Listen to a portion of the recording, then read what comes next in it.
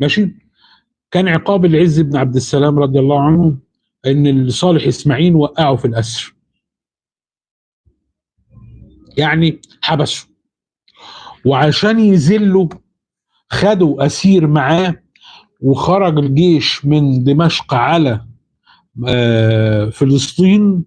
قوات الايوبيين والعائله الايوبيه الكريمه الحلوه دخلوا القدس، وفوق راسهم صليب الصليبوت، رمز الصليبيين الكاثوليك، وارتكبوا مجازر في حق اهل القدس وكل طوائفهم،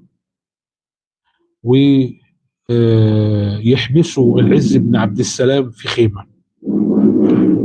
حصلت حادثة، كان هو قاعد بيقرأ قرآن أو بيسبح في الخيمة،